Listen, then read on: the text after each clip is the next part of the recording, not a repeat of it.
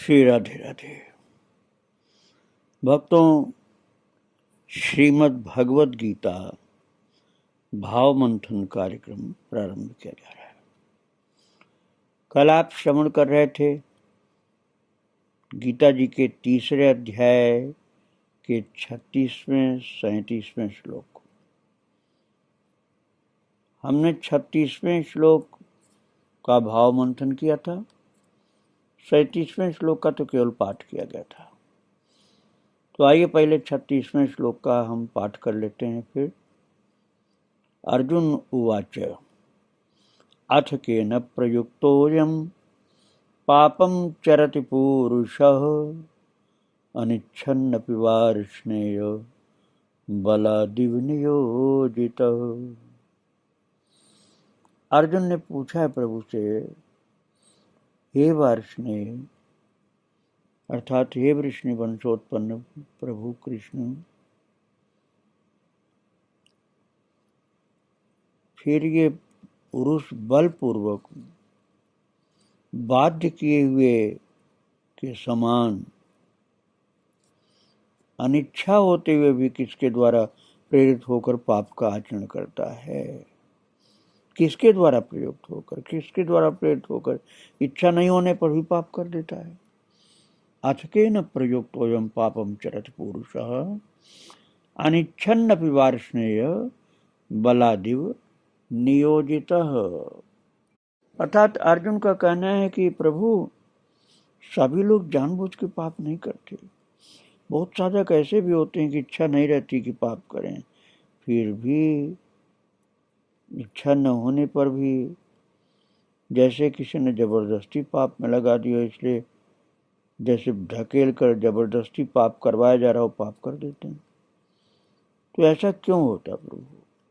किसके द्वारा प्रयुक्त, किसके द्वारा नियोजित होकर मनुष्य इच्छा न होने पर भी पाप कर्म करता है?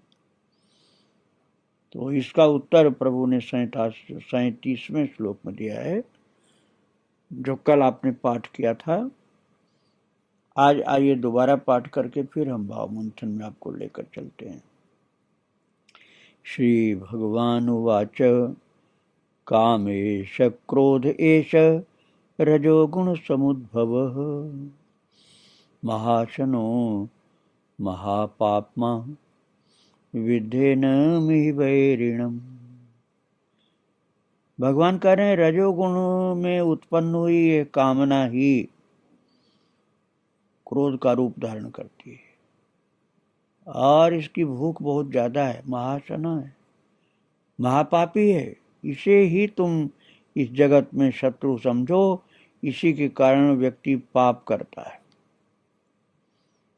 अभी तक अर्जुन के समक्ष कौरव सेना वैरी के समान थी, लेकिन मोह उत्पन्न होने के कारण उन्होंने उनको वैरी मानना छोड़ दिया था, इसलिए युद्ध करना नहीं चाहते थे। लेकिन यहाँ भगवान का एक सूक्ष्म और गंभीर प्रभु का व्याख्यान ये है कि इन वैरियों से भी बढ़कर दूसरे गंभीर वैरी को मैं बता रहा हूं। उसे और सुन अर्जुन, अरे जिनको वैरी के रूप में भी देख रहा था, अब उनको भी वैरी नहीं मान रहा, वो सामने की सेना है।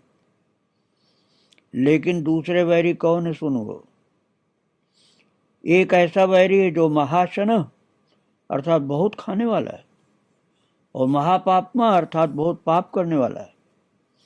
इसलिए हे अर्जुन, विद्धि अर्थात जानो, एन अर्थात इसी को, वैरिणम अर्थात वैरी जानो। किसको? रजोगुण समुद्भवः, रजोगुण से उत्पन्न अर्थात रजोगुण का बेटा। रजोगुण का बेटा कौन है? काम एष क्रोध एष। भगवान कह रहे हैं, रजोगुण से उत्पन्न जो काम है, काम का तात्पर्य होता है भक्तों कामना, वासना। प्रभु कह रहे हैं, रजोगुण से उत्पन्न जो काम है वही रूपांतरित होकर क्रोध हो जाता है। और दूसरे अध्याय मैंने आपको सुनाया था भक्तों, ध्यायतो विषयान् पुंसः संगस्तेषु उपजायते संगात् संजायते कामः कामात् क्रोधो विजायते। भगवान ने स्थित प्रज्ञ का लक्षण बताने के पहले इस बात को बताया था कि विषयों का ध्यान करने से उनकी आसक्ति हो जाती है। आसक्ति हो जाने से उनमें उनकी कामना हो जाती है, और कामना की पूर्ति न होने पर, बाधा पड़ जाने पर क्रोध उत्पन्न हो जाता है। और प्रभु ने उसके बाद कहा था, क्रोधात् भवति सम्मोहः सम्मोहात् स्मृति विभ्रमः। अर्थात क्रोध होने से सम्मोह, और सम्मोह होने से स्मृति का नाश हो जाता है, और स्मृति के नाश हो जाने से बुद्धि का नाश हो जाता है, और बुद्धि के नाश होने से जीव का पतन हो जाता है। दूसरे अध्याय में ये क्रम बताया था भगवान ने। अब इस बात को समझना है, यहाँ पर काम उत्पन्न कहाँ से हो रहा है ये बता रहे हैं। जो सत, रज और तम 3 गुण हैं, उनमें से सत्व गुण में कामना नहीं पैदा होती, लेकिन जहाँ रजोगुण प्रवेश किया वहीं काम नामक पुत्र का जन्म हो जाता है। यद्यपि बेटा तो रजोगुण का है, लेकिन पालन पोषण रजोगुण का छोटा भाई तमोगुण करता है उसका। काम का मतलब डिजायर्स, इच्छाएं होती हैं। कामना का कभी अंत नहीं होता है, क्योंकि महाशनु बहुत खाने वाला है, और पूरी दुनिया की जितनी इंडस्ट्रीज हैं, जितनी कंट्री हैं, जितना खजाना है, सब कुछ मिल जाए तब भी परिपूर्ण संतुष्टि नहीं होगी, क्योंकि काम महाशन बहुत खाने वाला है, और महापापमा बहुत पाप करने वाला है। सिकंदर और हिटलर के पास क्या धन की कमी थी? नहीं थी कमी, लेकिन फिर भी चैन से नहीं बैठे, पूरे जीवन मार काट करते रहे। ये जो वो जितना धन उनके पास था उसी से परमार्थ करते, परोपकार करते और भक्ति करते भगवान की, तो जीवन उनका मनुष्य जीवन महान हो जाता। अब वो निंदनीय लोगों को सताना, मारना और समृद्धि बढ़ाना, इसके चक्कर में सारा जीवन आपाधापी का मार काट करा। कोई महापुरुष की संगत मिल जाए तो उस काम में ब्रेक लगता है, नहीं तो कितना ही धन हो चैन से नहीं बैठते, और करते रहते। अशोक ने कलिंग विजय किया था, उसमें बड़ा रक्तपात हुआ, जिसे देखकर उसकी आंखें खुली और उसने बौद्ध धर्म स्वीकार किया और अहिंसा का व्रत ले लिया। तो जब किसी महापुरुष की संगत मिले या प्रभु की स्वयं कृपा हो जाए, ठाकुर जी कृपा कर दें किसी के ऊपर, तब कहीं कामना या इच्छा पर ब्रेक लगता है, नहीं तो रुकता नहीं, क्योंकि महाशन है, बहुत खाने वाला है। इच्छा नाना रूप धारण करती है। काम अर्थात कामना या इच्छा से अविद्या और भ्रांति होने लगती है, और फिर तो अविद्या को काम की बहन और भ्रांति को बेटी मान लो। मोह रूपी महासैनिक भी मिल जाता है तो बुद्धि और खराब हो जाती है। जब काम पूर्ण नहीं होता तब भयंकर क्रोध का रूप धारण करता है कि मुझे, मेरी कामना को, मेरी इच्छा को कौन नहीं पूरे होने दिया, मैं उसका नाश करूंगा, मैं मार डालूंगा। जो मेरा काम नहीं पूरा होने देता, अड़ंगा लगा देता है, बाधा डाल देता है, उसके लिए शत्रुता का, कूटनीति का और बहुत प्रकार की अनुचित बातें उसके मन में पैदा हो जाती हैं। भयंकर क्रोध का रूप धारण कर लेता है, फिर सबका नाश करना शुरू कर देता है। भले ही अच्छे लोग हों तब भी उनका नाश करने लग जाता है।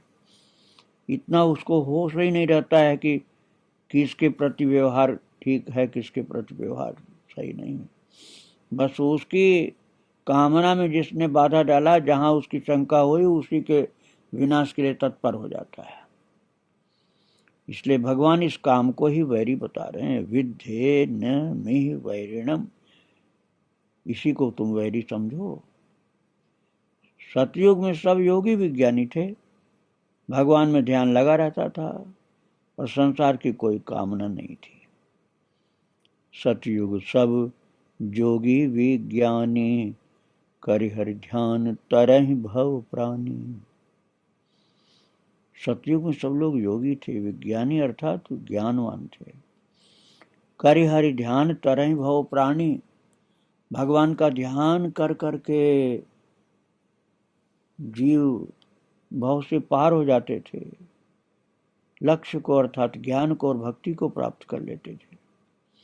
किंतु रजोगुण ने जब प्रवेश किया तब कामना ने जन्म ले लिया, और कामना पूर्ति में जब बाधा हुई तब क्रोध ने जन्म ले लिया, और फिर पालन पोषण तमोगुण करने लगा। कामना अर्थात काम का असत्य सहयोगी बन जाता है। असत्य जो है कामना का सहयोगी बन जाता है, झूठ झूठ लगातार बोलता है। भ्रांति और अविद्या तो पोषक रहती ही है, तथा उनको अहंकार रूपी साथी भी मिल जाता है, और फिर तो पाप होने लगता है और पतन नाश होने लगता है। इसलिए भगवान कहते हैं कि ये काम बहुत खाने वाला और बहुत पापी है। इसलिए हे अर्जुन, तुम अपना वास्तविक शत्रु इस काम को मानो। विद्धेन मिह वैरिणम, और इससे क्या नुकसान होता है और इसका स्वरूप क्या है, इससे बचें कैसे, क्या उपाय करें, ये सब आगे बताते हैं प्रभु। तो हमने अभी 37वें श्लोक का भाव मंथन किया। आगे जो प्रभु और बताते हैं वो 38वें श्लोक में और आगे भी, उस पर हम फिर विचार करेंगे, पाठ भी कल करेंगे, शब्दार्थ और भाव मंथन भी कल किया जाएगा। आज यहीं पर विराम दिया जा रहा है, और अर्जुन जैसे महान भक्त के परम पूज्य गुरुदेव स्वयं करुणानिधान ठाकुर जी और उनके शिष्य महान भक्त अर्जुन और सब संतों भक्तों प्रेमियों ज्ञानियों को बारंबार प्रणाम करता हुआ आज वाणी को यहीं विराम दे रहा हूँ। श्री राधे राधे, जय श्री राधे। वृंदावन बिहारी लाल की जय, राधा रानी की जय। श्री राधे श्री राधे राधे। भक्तों, श्रीमद् भगवद गीता भाव मंथन कार्यक्रम प्रारंभ किया जा रहा है। कल आप श्रवण कर रहे थे गीता जी के 3रे अध्याय के 37वें श्लोक की व्याख्या। आइए उस श्लोक का फिर से पाठ कर लेते हैं। 37वें श्लोक का। श्री भगवान उवाच, काम एष क्रोध एष रजोगुण समुद्भवः, महाशनो महापाप्मा विद्धेन मिह वैरिणम। श्री भगवान ने कहा, रजोगुण में उत्पन्न हुई ये कामना, यही इतनी गड़बड़ हो जाती है कामना कि विकृत होने पर एक क्रोध का रूप धारण कर लेती है। अर्थात कामना से ही क्रोध पैदा होता है, और ये कामना अर्थात इच्छाएं वासनाएं, ये महाशना अर्थात बहुत भूख, इनकी बहुत बड़ी भूख होती है, इनका पेट नहीं भरता है कामनाओं का, और महापापी हैं ये, अर्थात अपनी क्षुधा की निवृत्ति के लिए, पेट भरने के लिए पाप भी करती हैं कामनाएं। और फिर यही तुम्हारी सबसे बड़ी शत्रु है, प्रभु ने कहा। और ये रजोगुण से उत्पन्न होती है कामना, कामना ही आगे चल के क्रोध बनती है, क्रोध से पाप में लग जाती है, पाप से ही ये शत्रु बन जाती है साधक के लिए, ये कामना ही शत्रु बन जाती है और फिर वो विवेक खोज बैठता अपना। ये प्रभु सुना रहे थे, मैं आपको इसका भाव मंथन सुना रहा था, अर्थात 37वें श्लोक का भाव मंथन चल रहा था। तो भक्तों भगवान बता रहे थे कि ये कामना को साधारण मत समझो, ये बहुत खाने वाला, कभी पेट नहीं भरता इसका, बहुत पापी है, इसलिए तुम्हारे जीवन में यही बड़ा शत्रु है, तुम ये समझो। और इससे क्या नुकसान होता है, इसी बात को भगवान अगले श्लोक में बताते हैं, जो 38वां श्लोक है। आइए अब हम उसी में प्रवेश करते हैं, 38वां श्लोक में, और आप पाठ करिए हमारे साथ। धूमेनाव्रियते वह्निर् यथादर्शो मलेन च यथोल्बेनावृतो गर्भस् तथा तेनेदमावृतम्। धूमेनाव्रियते वह्निर्यथादर्शो मलेन च यथोल्बेनावृतो गर्भस् तथा तेनेदमावृतम्। भगवान कह रहे हैं, अर्जुन, जैसे धुएं से अग्नि और धूल से दर्पण ढक जाता है, तथा जैसे भ्रूण गर्भाशय से ढका रहता है, जेर से ढका रहता है, वैसे उस काम के द्वारा ये ज्ञान आवृत हो जाता है। अर्थात यदि काम का तात्पर्य कामनाएं न हो तो ज्ञान का उदय होना शुरू हो जाता है। धूमेन अर्थात धुएं से, आवृयते अर्थात आवरण युक्त हो जाता है, वह्नि, वह्नि का तात्पर्य अग्नि, यथा अर्थात जिस प्रकार से, आदर्श कहते हैं दर्पण को, मलेन मैल से, और उल्बेन, उल्बेन का तात्पर्य जो पेट में बच्चा रहता है ना, तो उसको बचाने के लिए जो मोटी झिल्ली रहती है उसको जेर बोलते हैं, वही उल्बेन, उल्ब कहते हैं। गर्भ, वैसे ही तेन अर्थात उसके द्वारा, अर्थात रजोगुण से उत्पन्न काम के द्वारा, इदम अर्थात ये ज्ञान आवृतम ढका रहता है। आइए हम भाव मंथन में चलें। काम के द्वारा ज्ञान जैसे ढक जाता है, अर्थात कामनाओं के द्वारा जैसे ज्ञान ढका रहता है, इस बात को बताने के लिए ही प्रभु 3 उदाहरण दे रहे हैं। पहला तो कहते हैं धूमेनावृते वह्निर, जैसे धुएं से अग्नि ढकी रहती है। अब धुएं से अग्नि ढकी है तो क्या करोगे, जोर से फूंक मारोगे तो एक साथ जल जाएगी और सारा धुआं छट जाएगा, एक तो ये।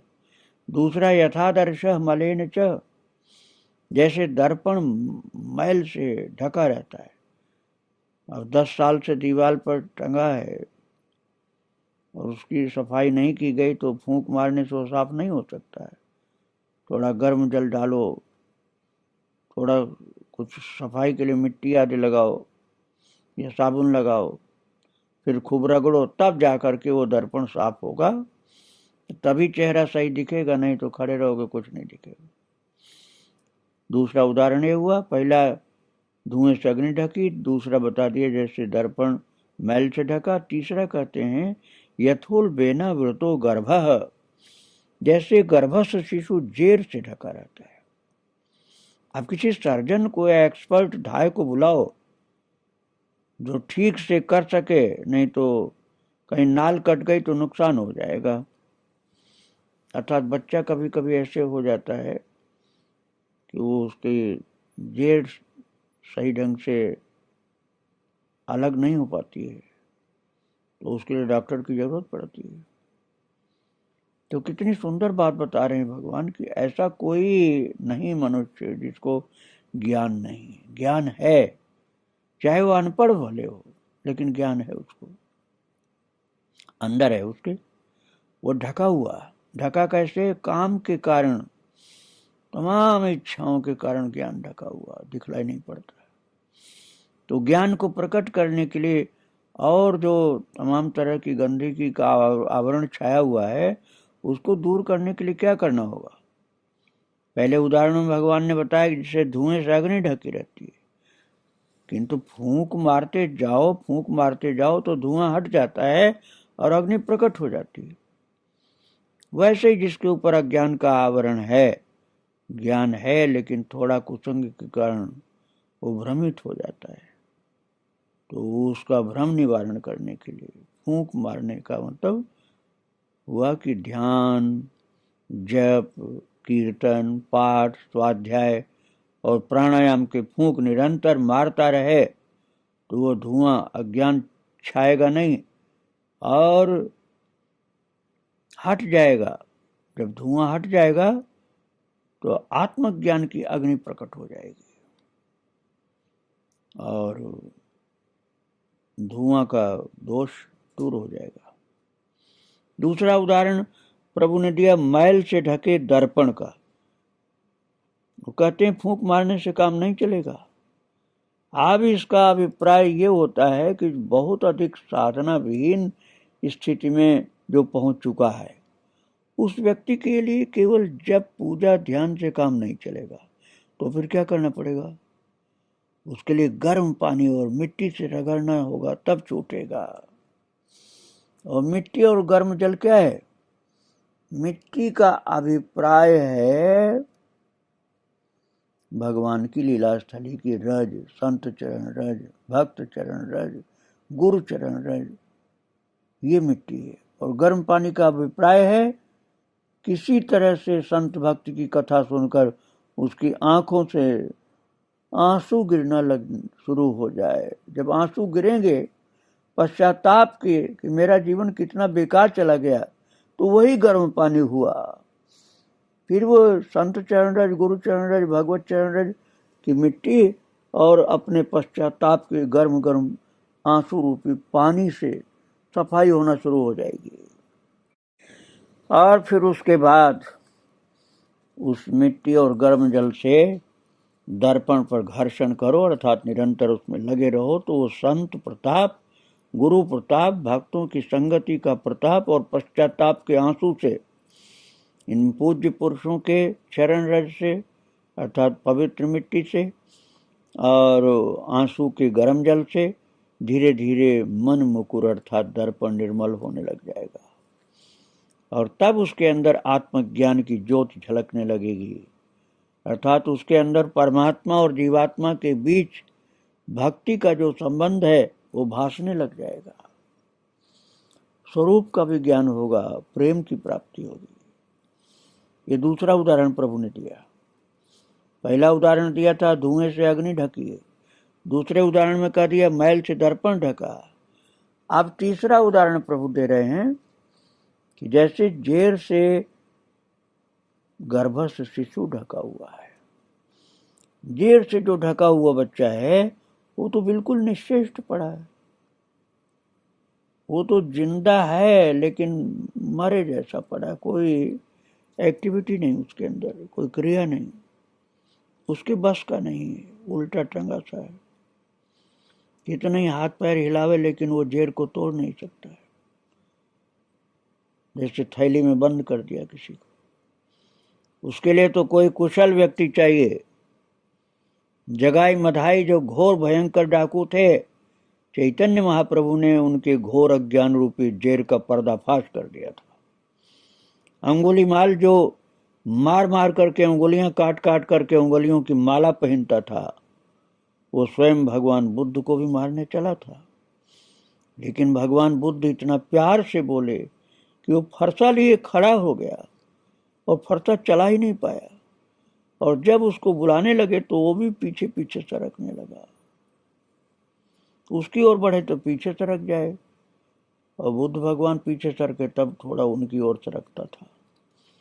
वो बुद्ध भगवान आगे चलते थे तो पीछे सरक जाता था। फरसा अर्थात कुल्हाड़ी हथियार उसका चल नहीं पाता था। वो आगे बढ़ रहे हैं और वो पीछे भाग रहा है। ऐसी उसकी स्थिति हो गई थी भक्तों। अब उस अंगुलीमाल की जब चली नहीं कि कोई शक्ति बुद्धि कुछ भी नहीं चली, तो हार करके वो भगवान बुद्ध के चरणों में गिर पड़ा। इतना निर्दयी डाकू, और वो भी भगवान बुद्ध का शिष्य बन गया, संत बन गया, भिक्षुक जिसे बोलते भिक्षुक बन गया, अर्थात सन्यासी बन गया। ऐसे को ठीक करना अर्थात उसके ज्ञान को प्रकट करना हर किसी के बस की बात नहीं है। उसको तो किसी विशिष्ट महापुरुष की कृपा मिले तो काम होता है, अज्ञान का पर्दाफाश होता है, और तभी उसकी अंतरात्मा की ज्योति प्रकट होती है तो ज्ञान, लेकिन प्रकट करना मुश्किल है। वो पूर्ण रूप से कृपा साध्य है, उसमें साधन साध्य कुछ है ही नहीं। लेकिन प्रथम जो पोजीशन बताई साधन साध्य है, खुद की फूंक मारने से काम हो जाएगा। दूसरे में साधन और कृपा दोनों का मिश्रण है, अपनी आंखों के गर्म आंसू चाहिए, ये तो साधन हो गया। लेकिन संत चरण रज, गुरु चरण रज, भक्त चरण रज, भगवत चरण रज, ये तो महाराज अपने पास तो रखी नहीं, इसके लिए कृपा चाहिए उनकी। साधन और कृपा दोनों की आवश्यकता है। लेकिन जो तीसरी पोजीशन है कि गर्भ जो जेर से ढका हुआ है, उसमें तो साधन है ही नहीं, साधन साध्य नहीं, वो तो केवल कृपा साध्य, अर्थात बहुत ज्यादा अज्ञान में जो डूबा हुआ है, उसके ज्ञान को प्रकट करने के लिए भगवान ने जो बताया है कि गर्भ में जो जेर से बच्चा ढका हुआ, उसकी पोजीशन है। तो उस आवरण को छिन्न भिन्न करना पड़ेगा, और उससे कृपा की मुख्यता होती है भक्तों। तो इस विषय में प्रभु अगले श्लोक में बताते हैं, अर्थात 39वें श्लोक में। हम उसकी चर्चा कल करेंगे। और जिस अज्ञान के पर्दे को मिटाने के लिए भगवान ने 3 उदाहरण दिए हैं, उसके विषय में, अर्थात अज्ञान कामना का आवरण, उसके विषय में कल और चर्चा करेंगे 39वें श्लोक में, जिसके हटने पर ज्ञान का प्रकटीकरण होता है। आज यहीं विराम दिया जा रहा है। भगवान के और भगवान के भक्तों के चरणों में बारंबार प्रणाम करके आज वाणी को यहीं विराम दिया जा रहा है। कल और चर्चा की जाएगी। श्री राधे राधे, श्री राधे। वृंदावन बिहारी लाल की जय, राधा रानी की जय। श्री राधे राधे, श्री राधे राधे। भक्तों, श्रीमद् भगवत गीता भाव मंथन कार्यक्रम प्रारंभ किया जा रहा है। कल आप श्रवण कर रहे थे गीता जी के 3रे अध्याय के 38वें श्लोक की व्याख्या, भाव मंथन, और उसी में हम समापन की ओर चलेंगे। किंतु पहले हम इस श्लोक का फिर से पाठ कर लेते हैं, 38वें श्लोक का। धूमेनाव्रियते वह्निर् यथा दर्शो मलेन च, यथोल्बेनावृतो गर्भस्तथा तेनेदमावृतम्। भगवान ने कहा, जैसे धुएं से अग्नि और धूल से दर्पण ढक जाता है, तथा जैसे भ्रूण गर्भाशय में जेर से ढका रहता है, ऐसे ही कामनाओं के द्वारा ये ज्ञान आवृत होता, अर्थात ढका रहता है। और इसी विषय में हम श्रवण कर रहे थे भाव की बातें, अर्थात कामनाएं ही हैं ऐसी बाधक जिनके द्वारा ज्ञान प्रकट नहीं होने पाता है। इस विषय में 38वें श्लोक के बाद 39वें श्लोक में प्रभु बताते हैं, जो आइए उसको हम श्रवण करें। पहले 39वें श्लोक का पाठ करते हैं। आवृतम ज्ञान में तेन ज्ञानिनो नित्य वैरिणा कामरूपेण कौन्तेय दुष्पूरेण नलेन च।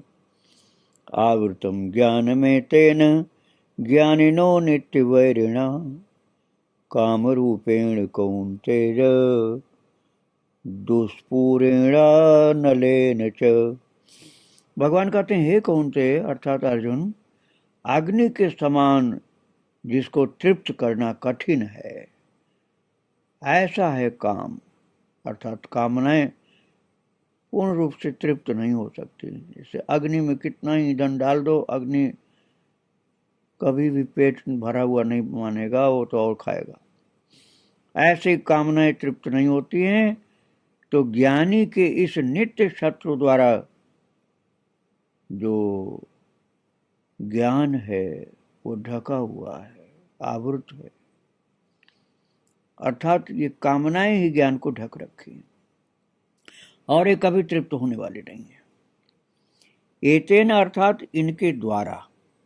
किसके द्वारा? प्रभु ने कहा था न, काम ऐसा क्रोध ऐसा रजोगुण समुद्भव। तो कामनाओं के द्वारा ही क्रोध भी, न कामनाएं पूर्ण हुई तो क्रोध पैदा हो जाता है। कितना ही कोई विवेकी हो, लेकिन कामनाओं के जाल में फंस गया और कामनाएं पूर्ण नहीं हुई तो क्रोध उत्पन्न होता है। तो एतेन अर्थात इन काम क्रोध के द्वारा आवृतम ज्ञानम अर्थात ज्ञान ढका हुआ है। ये दोनों अर्थात काम और क्रोध, ये कौन है? ज्ञानिनो नित्य वैरिण, ज्ञानियों के नित्य वैरी हैं। वैसे तो ज्ञानी अहंकार में कई बार बोल देते हैं हमारा कोई दुश्मन नहीं, कोई दोस्त नहीं, लेकिन पूर्ण ज्ञानी जब तक नहीं हो जाते हो, ज्ञान मार्ग के साधक हो, तब तक काम और क्रोध दोनों ही स्पष्ट कर देते हैं। कई बार तो महाराज उच्च कोट का ज्ञानी अपने को जो बताता है वो भी काम क्रोध के वशीभूत हो जाता है। नित्य वैरी हैं ये। तो नित्य का क्या मतलब है? कि पहले भी थे, आज भी हैं और आगे भी रहेंगे। ये नित्य वैरी हैं। अर्थात ऐसा नहीं कुछ दिन के बाद ये वैरी नहीं रहेंगे। कितने वेदांती बोलते हैं हम ज्ञानी हैं, इसलिए हमको काम क्रोध कुछ असर नहीं करता है। कई लोग बोलते हैं हम तो आत्मा हैं, और कई लोग बोलते हैं हम तो ब्रह्म हैं, हमको काम क्रोध का कोई फर्क नहीं पड़ता है। लेकिन ये पटक देते हैं काम क्रोध। इसलिए भगवान ने कह दिया नित्य वैरिणा। ये नित्य वैरी हैं। नित्य का मतलब त्रिकाल में रहते हैं, भूतकाल में, वर्तमान में, भविष्य में भी वैरी हैं ये काम क्रोध। ज्ञानी के भी वैरी हैं महाराज, तो अज्ञानी के क्यों नहीं होंगे? तो ज्ञान के ग्रंथों में तो गीता सर्वोपरि है ना। हर अध्याय के अंत में प्रभु ने बोला है सुपनिषत्सु। भगवान व्यास जी कहते हैं ये सुंदरतम उपनिषद है। उपनिषद को ही वेदांत कहा जाता है। लेकिन कई वेदांती ऐसे बोल देते हैं कि हम तो ज्ञान मार्गी हैं, हम तो ज्ञानी हैं, हमको काम क्रोध आदि संसारी विकार क्यों छुएंगे?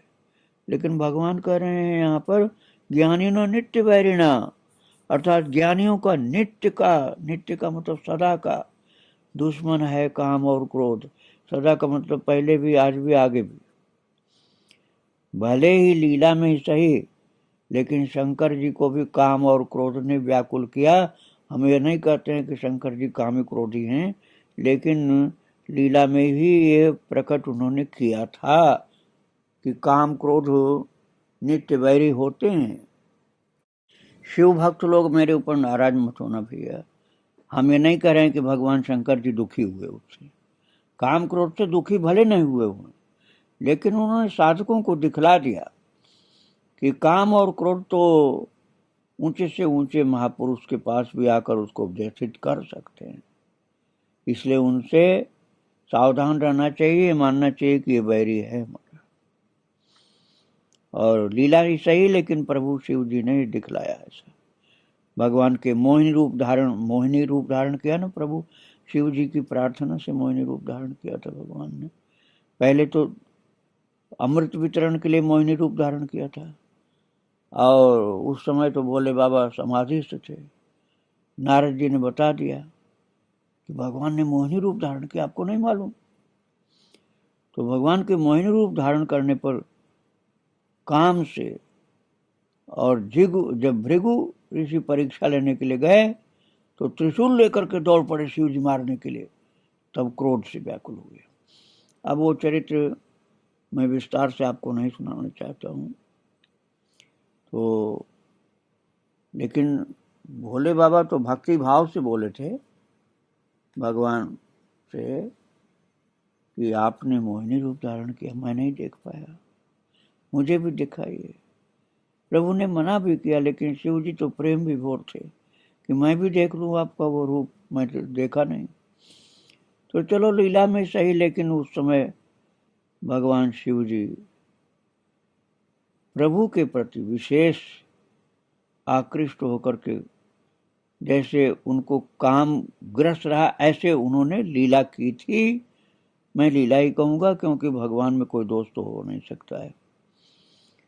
फिर भी ये दिखलाया कि ज्ञानी नो नित्य वैरिणा, कौन? ये काम क्रोध ज्ञानियों के लिए भी वैरी हैं, ये दिखला दिया प्रभु ने। तो शंकर जी तो भक्तों में भी शिरोमणि वैष्णवा नाम यथा शंभु, और तुलसीदास जी भी कहते हैं शिव सम को रघुपति व्रत धारी, बिनु अग तजी सती असि नारी। शिव जी के समान राम जी का कौन ऐसा भक्त होगा जो कि बिना पाप के ही अपनी पतिव्रता सुशीला सती, पति जो परायणा थी, पति परायणा ऐसी सती पत्नी को त्याग दिया। केवल राम जी की प्रिया सीता जी का रूप धारण करने के कारण त्याग दिया, क्योंकि अब भक्ति में बाधा पड़ गई कि जिनको मैं माता मानता हूं उन्हीं का रूप मेरी पत्नी ने बना लिया, तो अब उसे मैं पत्नी कैसे मानूं? तो इसलिए मन में निश्चय कर लिया, यही तनु सती भेंट अब नाही, शिव संकल्प कीन मन माही। ऐसा प्रभु ने संकल्प कर लिया, और मन में संकल्प कर लिया कि सती के इस शरीर के रहते हुए मैं पत्नी नहीं मान सकता हूँ। लेकिन ज्ञानी के रूप में जब शंकर जी हैं तो वहां ये दिखा देते हैं कि काम और क्रोध बड़े से बड़े ज्ञानी के भी दुश्मन हैं। मोहिनी के अवतार के रूप में काम की लीला दिखा दी और क्रोध की लीला दिखा दी। जब त्रिदेव में श्रेष्ठ कौन है, तो जब उन्होंने त्रिशूल उठा लिया था उस समय, तो फिर जब ज्ञानी के दुश्मन हैं ये, तो शिव जी दिखाते हैं कि मेरे से बड़ा ज्ञानी तो कोई हो नहीं सकता है। तो जब ये ज्ञानी मुझ जैसे ज्ञानी के ऊपर भी काम को दौड़ते हैं, तो फिर दूसरे की कैसे रक्षा हो सकती है? प्रभु ने लीला की थी। उसकी विशेषता भगवान और कह रहे हैं कि दुष्पूर्ण अनल निश्चय, अनल की तरह से दुष्पूर्ण है ये। दुष्पूर्ण का मतलब होता है कभी पूर्ण नहीं होता, कभी तृप्त नहीं होता। आग में चाहे हवन सामग्री डालो, चाहे कूड़ा कचरा डालो, सब कुछ खा जाएगा। आप कोई कहे कि इतना खिलाएंगे कि अग्नि देवता का पेट भर जाएगा, तो सारी दुनिया का सब जंगल खा जाएंगे, सारा पेट्रोल डीजल मिट्टी का तेल सब कुछ खा करके सब दुनिया को खत्म कर दें, तब भी अग्नि का पेट नहीं भरेगा।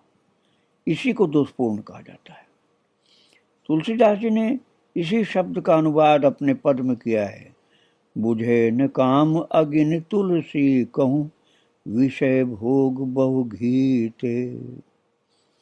कोई कहे कि इतना घी पिलाएंगे कि अग्नि देवता कहें कि तुम्हारा पेट भर गया, अब नहीं खाएंगे। तो तुलसीदास जी महाराज कहते हैं कि कितने ही तुम विषय भोग रूपी घी पिलाते जाओ, लेकिन काम विकार जो है उस काम का पेट भर नहीं सकता है। पेट भरेगा नहीं और मांगेगा, और पेट भरेगा नहीं, भले खाते खाते मर जाए वो। अब भोगने से मन भर जाएगा लेकिन काम की अग्नि नहीं बुझेगी। बस सोचते रहोगे अब मन भर जाएगा, मन भर जाएगा, मन भरेगा ही नहीं। भले विषय भोग रूपी घी डालते डालते पूरा जीवन खत्म कर दो, इंद्रियां थक जाएं, भोग खत्म हो जाए, लेकिन वो तृप्त नहीं होगा। हर इंद्रिय का भोग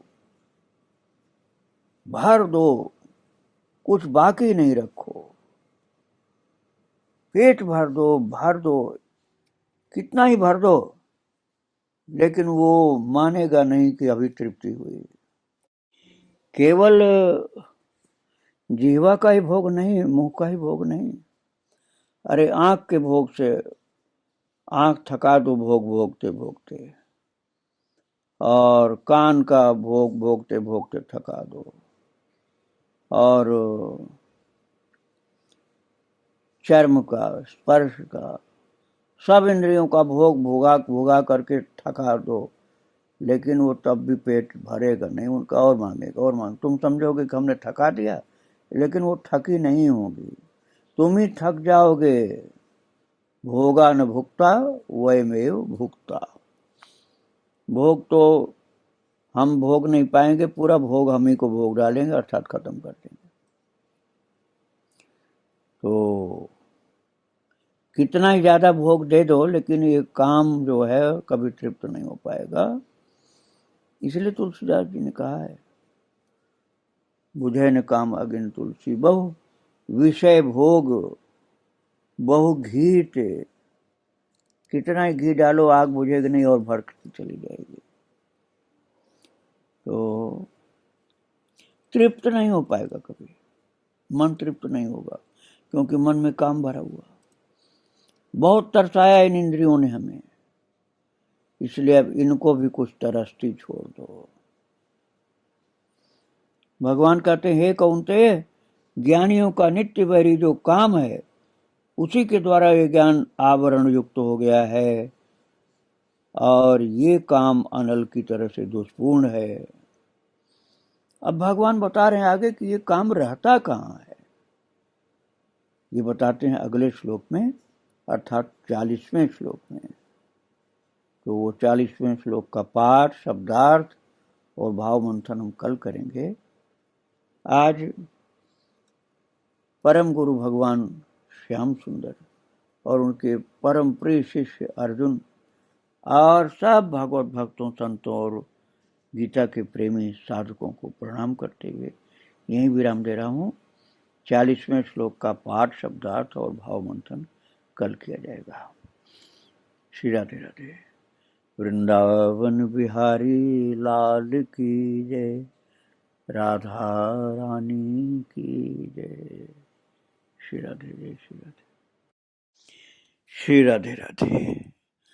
भक्तों, श्रीमद् भगवद गीता भाव मंथन कार्यक्रम प्रारंभ किया जा रहा है, और आप कल श्रवण कर रहे थे गीता जी के 3 अध्याय का 39वां श्लोक, और आज 40वें श्लोक की व्याख्या की जाएगी। किंतु अभी हम 39वें श्लोक का पाठ कर लेते हैं। 39वां श्लोक जो हमने कल पढ़ा था, आवृतम ज्ञानमेतेन ज्ञानिनो नित्य वैरिणा, काम रूपेण कौन्तेय दुष्पूरेणानलेन च। भगवान ने कहा, हे कौन्तेय अर्जुन, अग्नि के समान जिसको तृप्त करना कठिन है, ऐसे काम रूप ज्ञानी के इस नित्य शत्रु द्वारा ज्ञान आवृत अर्थात ढका हुआ है।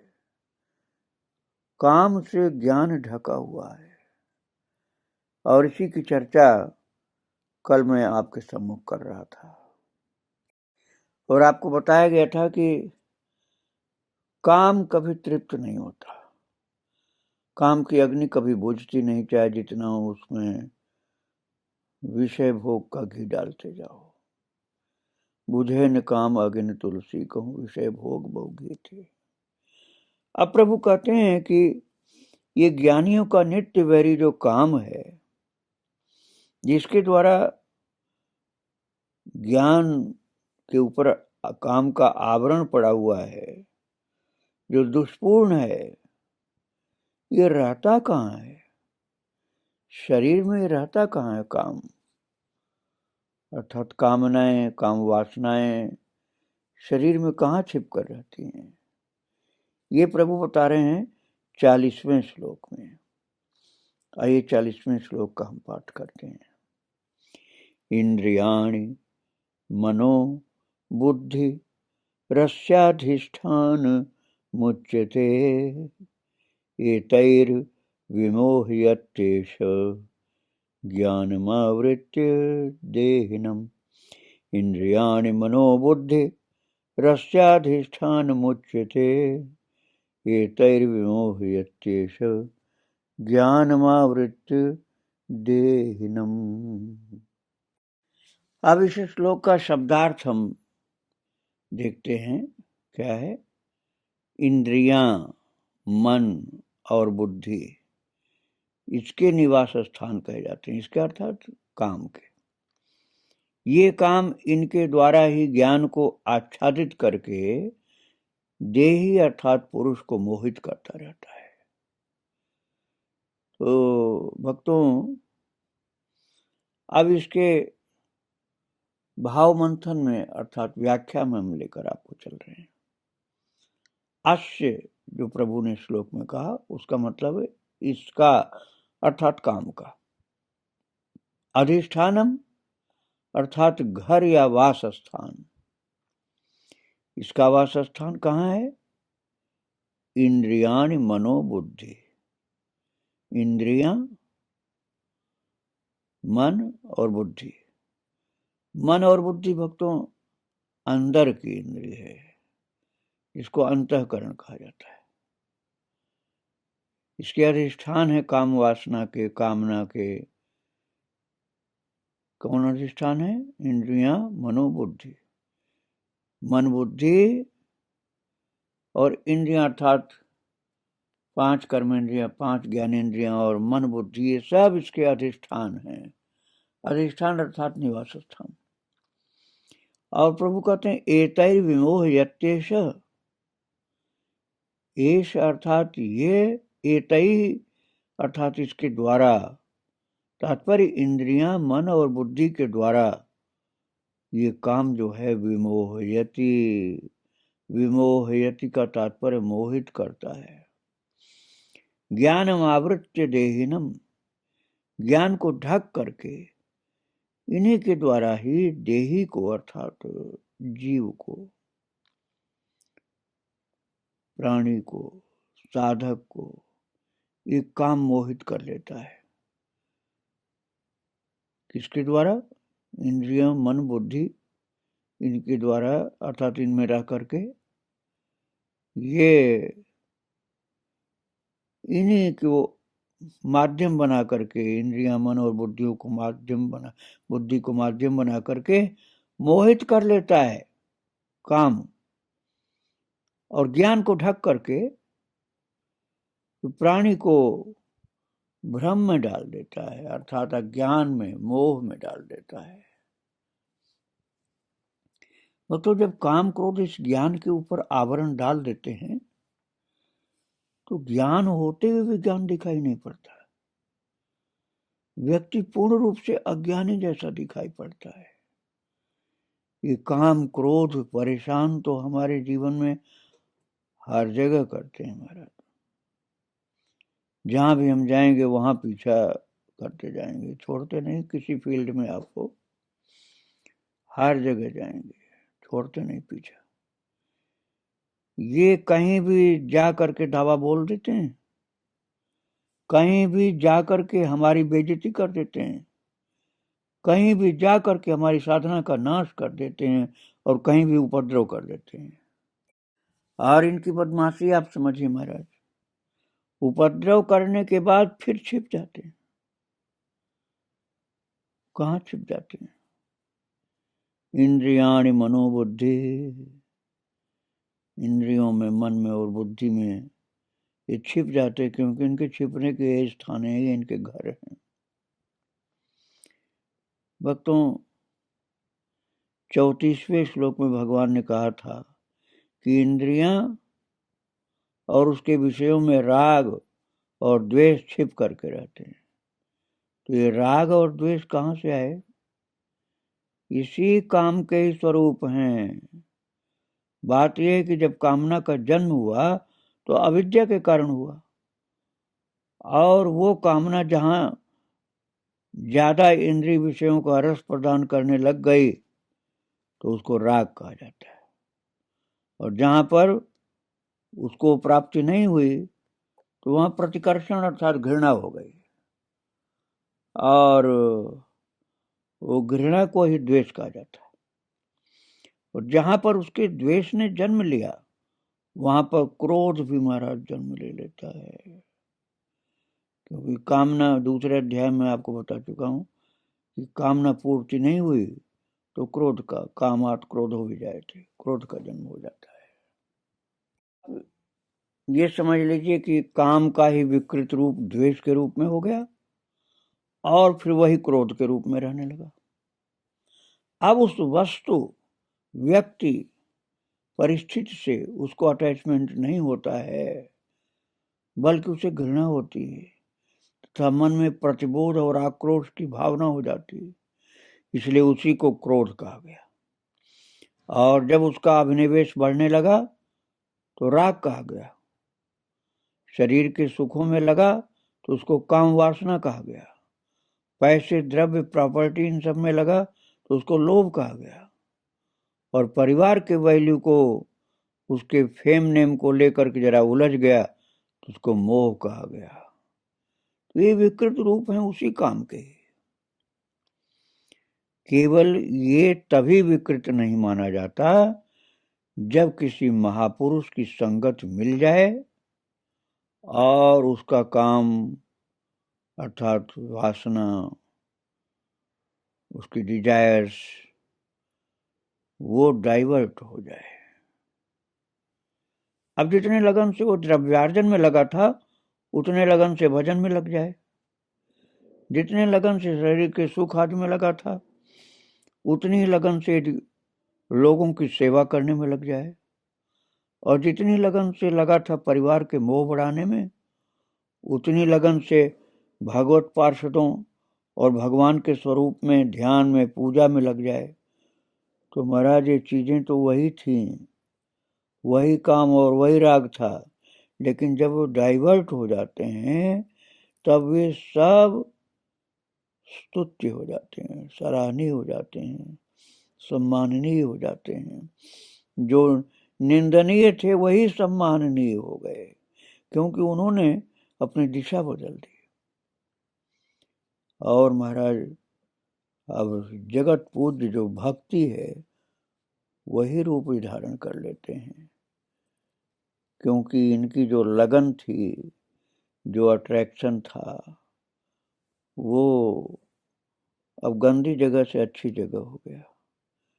संसार के भोगों की तरफ न जाकर भगवान की तरफ वही अटैचमेंट चल पड़ा, इसलिए स्तुत्य हो गया, पूजनीय हो गया। पूजनीय हो गया, भगवान की तरफ आपको ले जाएगा, भक्ति कहा है। और भक्ति मार्ग में मन के नाश की बात नहीं कही गई है। ज्ञान में तो कहा जाता है कि मन का नाश करो, मन का नाश करो, लेकिन भक्ति मार्ग में मन का नाश नहीं किया जाता है, उसको दिशा बदल करके भगवान की तरफ लगा दिया जाता है। ठाकुर जी कह रहे हैं कि मन का नाश नहीं है, मन के अंदर वो काम रहता है तो उसका घर नहीं तोड़ पाओगे, क्योंकि मन के बिना हमारा जीवन ही नहीं चल पाएगा। हमारी जो 5 कर्मेंद्रियां, मुंह, हाथ, पैर, मल और मूत्र के द्वार हैं, ये 5 कर्मेंद्रियां हैं, और 5 ज्ञानेंद्रियां, आंख, कान, नाक, जिह्वा और त्वचा, इन सब को गाइड करने वाला मन ही तो है। मन के बिना ये कोई भी इंद्रिय काम नहीं कर सकती। जब मन गाइड करता है तो चालू हो जाती है। इसलिए मन के बिना इन सबको ये सब बेकार हो जाएंगे। मन का नाश नहीं हो सकता है, दिशा बदल सकती है। इंद्रिय मन और बुद्धि में ये काम रहता है। मन और बुद्धि में और इंद्रियों में काम रहता है। पहले मैं आपको बता चुका हूं। तो वो देही को मोहित करता है और फिर क्या करता है? बुद्धि रूप सारथी को ठीक करना चाहिए महाराज। बस उपनिषद में कहा है, बुद्धिम सारथी विद्धि आत्मानम रथम विद्धि। मनो निग्रह में उच्च। शरीर रथ है, आत्मा रथी है और बुद्धि सारथी है। लेकिन बुद्धि में कृष्ण हो तब तो सारथी है। अब बुद्धि में कृष्ण नहीं तो सारथी नहीं होगा। भटकाने वाला मूर्ख नशेबाज सारथी हो जाएगा। वो नशा करने वाला ड्राइवर बन जाएगा बुद्धि, यदि भगवान उसमें नहीं होंगे तो। और कृष्ण नहीं हो तो अब नशेबाज सारथी जब बन गया तो उससे क्या कल्याण होगा? वो तो कहीं भी खंडक में गिराएगा नशेबाज। ड्राइवर ही तो चला रहा है इस गाड़ी को, तो सही न चला करके गड्ढे में गिराएगा। भगवान कहते हैं, इंद्रियाणि मनोबुद्धि अस्याधिष्ठान मुच्यते। इंद्रियाणि मनोबुद्धिरस्याधिष्ठान मुच्यते। इंद्रियों में, मन में, बुद्धि में काम विकार रहता है और इनके द्वारा ज्ञानम आवृत्त देहिनम, ज्ञान को ढक करके देही को मोहित करता है। चलो इंद्रियों और मन के ऊपर तो बुद्धि का कुछ नियंत्रण रहता है। इंद्रियों के ऊपर, मन के ऊपर बुद्धि का कुछ नियंत्रण होता है समझदार आदमी के लिए, हर आदमी का नहीं होता। लेकिन जब बुद्धि में काम का विकार हो गया तब उसके ऊपर किसका नियंत्रण होगा? जब बुद्धि में काम का विकार हो गया तो बुद्धि ठीक नहीं रही तो नियंत्रण कहां से हो जाएगा? अब उसके ऊपर नियंत्रण किसका होगा? इसका समाधान भगवान अगले श्लोक में अर्थात 41वें श्लोक में करते हैं। किंतु हम उस 41वें श्लोक की चर्चा कल करेंगे। आज यही विराम दिया जा रहा है। अपने परम प्रिय प्रभु भगवान जगत गुरु श्याम सुंदर को प्रणाम करके और उनके सब भक्तों को प्रणाम करके, वृंदावन बिहारी लाल की जय, राधा रानी की जय। श्री राधे राधे, जय श्री राधे राधे, श्री राधे राधे। भक्तों, श्रीमद् भगवद गीता भाव मंथन कार्यक्रम प्रारंभ किया जा रहा है। कल आप श्रवण कर रहे थे गीता जी के 3रे अध्याय का 40वां श्लोक, और आज आपको हम 41वें में ले चलेंगे। किंतु 40वें श्लोक का एक बार पाठ फिर से कर लेते हैं। इंद्रियाणि मनोबुद्धि रस्याधिष्ठान मुच्यते, एतैर्विमोह्यत्येष ज्ञानमावृत्य देहिनम। भगवान कह रहे हैं अर्जुन से कि अर्जुन, इंद्रियां, मन और बुद्धि इस काम के निवास स्थान है। ये काम इनके द्वारा ही ज्ञान को आच्छादित करके देही पुरुष को मोहित करता है। तो अब आप यही बात श्रवण कर रहे थे कल कि काम अर्थात कामनाओं का जो निवास स्थान है, निवास स्थान का मतलब अधिष्ठान अर्थात घर, वो क्या है? इंद्रियाण मनोबुद्धि। इंद्रियां, मन और बुद्धि इसके अधिष्ठान है। और इसके द्वारा अर्थात इंद्रियां, मन और बुद्धि के द्वारा ये काम मोहित करता है। ज्ञान को ढक करके इन्हीं के द्वारा, इंद्रियों के द्वारा, मन के द्वारा, बुद्धि के द्वारा साधक को, प्राणी को ये काम मोहित कर लेता है। और हम चर्चा कर रहे थे कि इंद्रियाणि मनोबुद्धिरस्याधिष्ठानम् उच्यते, इंद्रियों में, मन में और बुद्धि में भी काम विकार रहता है और इनके द्वारा ज्ञानम आवृत्य देहिनम, अर्थात ज्ञान को ढक करके देही को मोहित करता है। चलो, इंद्रियों और मन के ऊपर तो बुद्धि का कुछ नियंत्रण रहता है, बुद्धिमान व्यक्ति इंद्रियों को रोकेगा, मन को रोकेगा, लेकिन जब बुद्धि में काम का विकार हो गया तो उसके ऊपर किसका नियंत्रण होगा? बुद्धि ठीक है तब तो मन और इंद्रियों को रोकेगी, लेकिन बुद्धि में ही काम का विकार यदि हो गया तो फिर किसका नियंत्रण होगा? तो भगवान इसका समाधान अगले श्लोक में अर्थात 41वें श्लोक में कर रहे हैं। आइए हम 41वें श्लोक का पाठ करते हैं। तस्मात् त्वमिन्द्रियाण्यादौ नियम्य भरतर्षभ, पाप्मानं प्रजह्येनं ज्ञान विज्ञान नाशनम्। तस्मात् त्वमिन्द्रियाण्यादौ नियम्य भरतर्षभ, पाप्मानं प्रजह्येनं ज्ञान विज्ञान नाशनम्। इसलिए हे अर्जुन, तुम पहले इंद्रियों को वश में करके ज्ञान और विज्ञान के नाशक इस काम रूप पापी को नष्ट करो।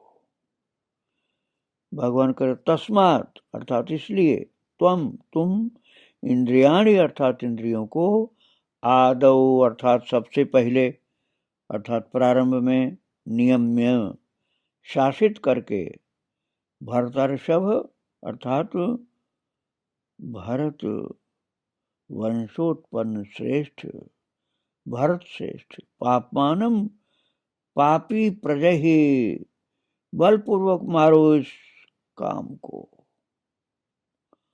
और क्यों? क्योंकि इस अर्थात इस काम को ज्ञान विज्ञान नाशनम, ज्ञान विज्ञान को नाश करने वाला समझो।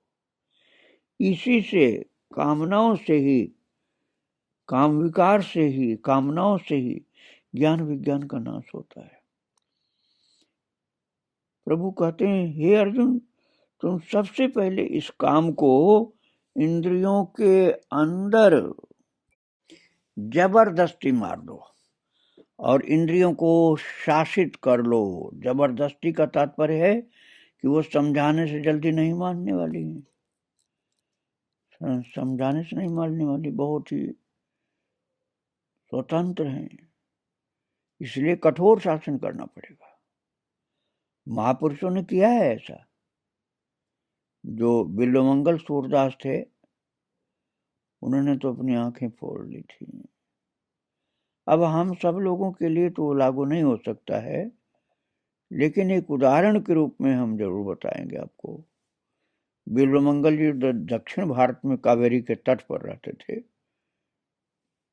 वो विवाहित होने पर भी अपनी पत्नी की उपेक्षा करके एक चिंतामणि नामक वेश्या के पास रहते थे। और एक दिन जब वे घर वालों के बुलाने पर अपने पिता के श्राद्ध में नहीं गए तो इनकी पत्नी ने उस वेश्या से याचना करके केवल श्राद्ध के लिए मांग लिया कि एक दिन के लिए भेज दो इनको। श्राद्ध होने के बाद वे एक मुर्दे के सहारे नदी पार किए और एक सांप को रस्सी समझ करके पकड़ लिए और उस वेश्या के यहाँ रात्रि में ही पहुंच गए। ऐसी कथा मिलती भक्तों उनकी। अब कई लोग तो इस घटना को तुलसीदास जी से जोड़ देते हैं, लेकिन ये घटना तुलसीदास जी से नहीं जुड़ी है, ये बिल्वमंगल जी से जुड़ी है। तो उस वेश्या ने इनको फटकारा और उसके शब्द इनको बाण जैसे लगे और वे रात्रि में वहां से वृंदावन की ओर चल पड़े। रास्ते में एक जगह सरोवर पर पानी पीने गए थे तो वहां एक बहुत तरुणी और अत्यंत सुंदरी स्त्री पानी भर रही थी। और अभी हम बता रहे थे ना आपको कि न ये इंद्रियां, मन और बुद्धि में जा करके काम विकार रहता है, इंद्रियों में, मन और बुद्धि में। तो महाराज जब इंद्रिय पर भी हावी है, मन पर भी हावी है और बुद्धि पर भी हावी है, तो अक्ल कहाँ से आएगी? इसलिए वो सब पिछली बात भूल गए और चल दिए उसके पीछे। और उसके पीछे चलते चलते जब वो उसके दरवाजे पर पहुंचे तो उसने घर के अंदर प्रवेश करके दरवाजा अंदर से बंद कर लिया। बाद में उसका पति घर से बाहर निकला और उन्हें साधु वेश में देख करके पूछा कि महाराज जी आप कैसे खड़े हैं? अभी पहले वाला रोग छोड़ा नहीं था। इसलिए बोले कि मैं अपनी पत्नी के पीछे आया हूं, आपकी पत्नी के पीछे। बोले कि मैं आपकी पत्नी के पीछे आया हूं और उससे मिलना चाहता हूं। आपकी पत्नी को देखते देखते यहां तक चला आया। पति ने पत्नी को बुला करके पूछा कि क्या बात है? तो फिर उसने कहा कि सरोवर पर मैं पानी भरने गई थी तो ये मेरे पीछे लग गए। उसका पति कितना महान था भक्तों, विचार करने की बात। उसने उस साधु को अपने घर में बुलाया, न भगाया न डांट फटकार लगाया, कुछ नहीं, घर में बुलाया, भोजन कराया और पत्नी से कहा कि इनके पास जाओ और वे जो कहें उसे तुम मानो।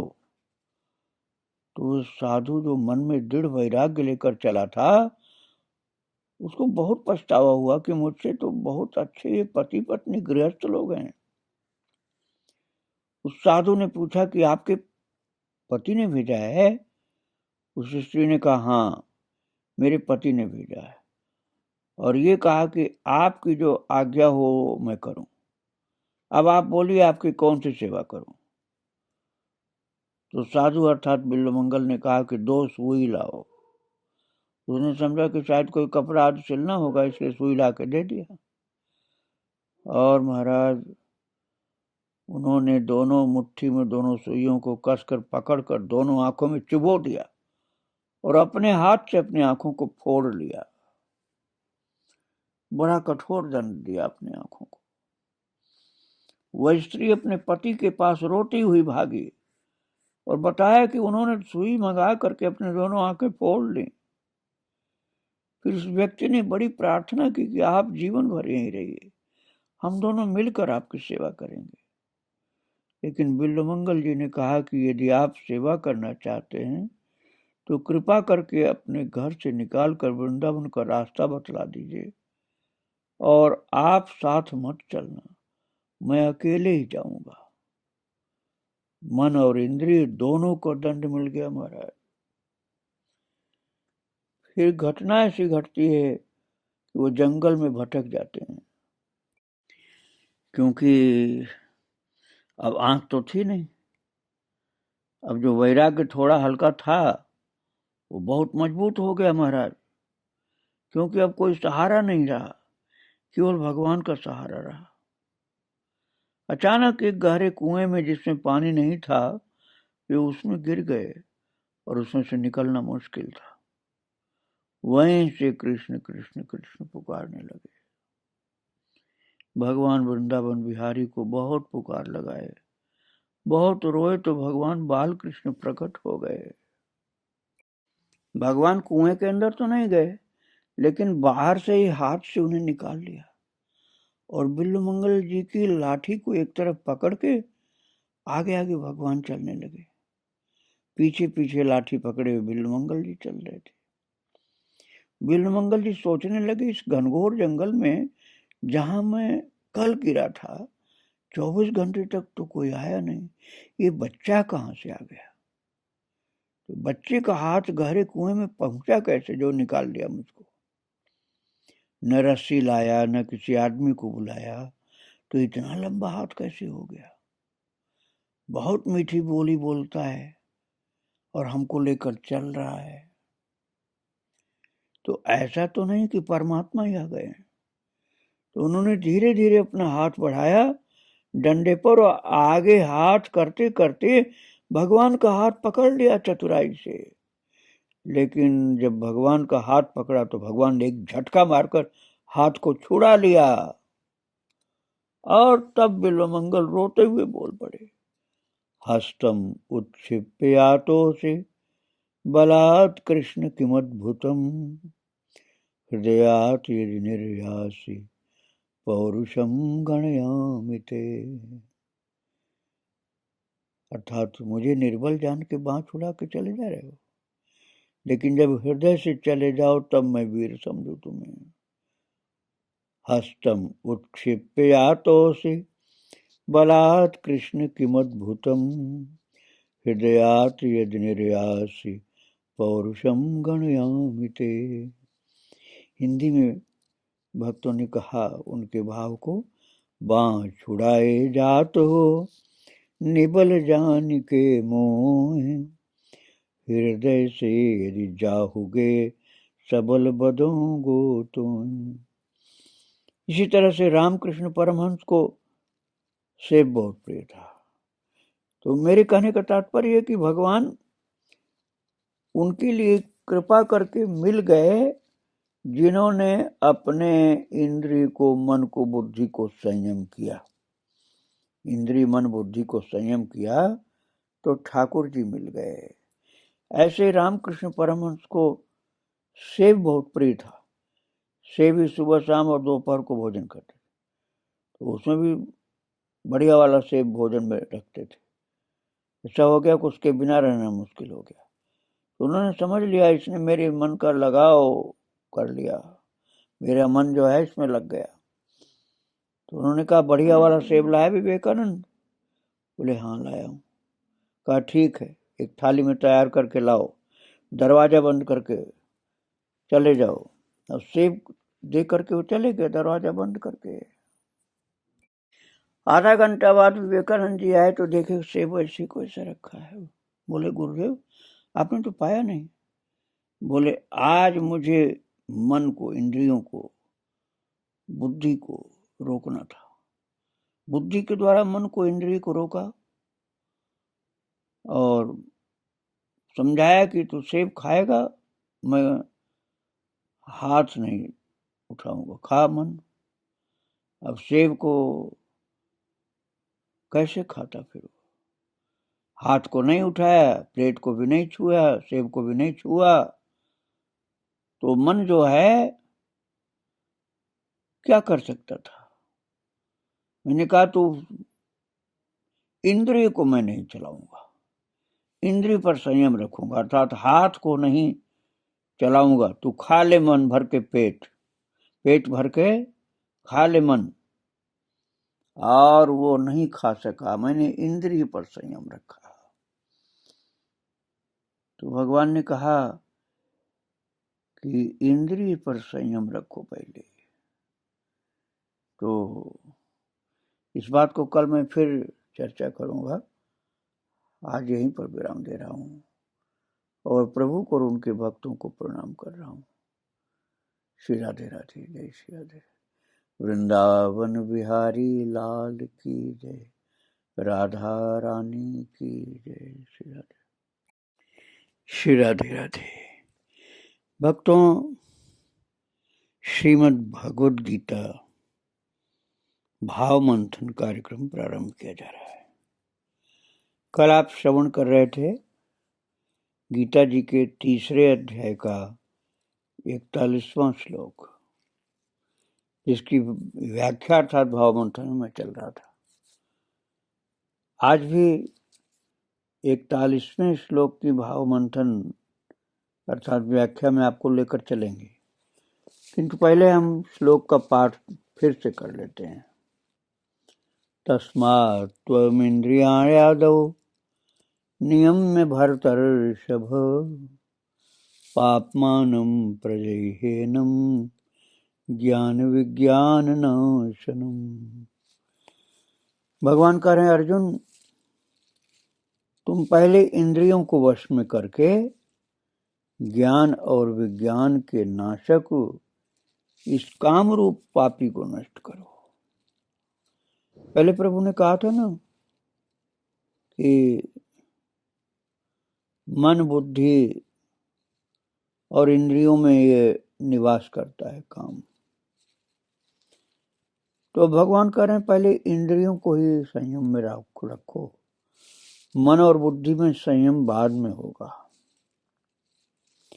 इसलिए इंद्रियों को ही पहले वश में करो। इनको वश में करना बहुत जरूरी है।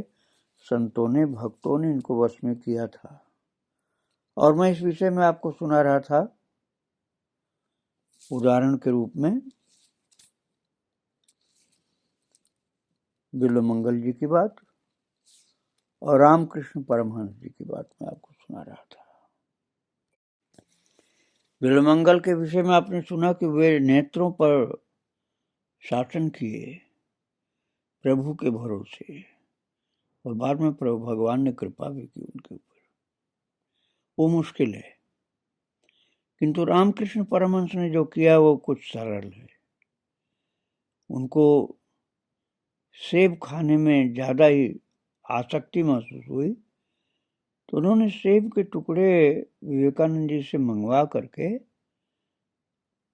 और रखे हुए, खाया नहीं। मन में निश्चय कर लिया, बुद्धि में निश्चय कर लिया, इस हाथ को नहीं उठाऊंगा, प्लेट को नहीं छूऊंगा, सेब के टुकड़े को नहीं छूऊंगा।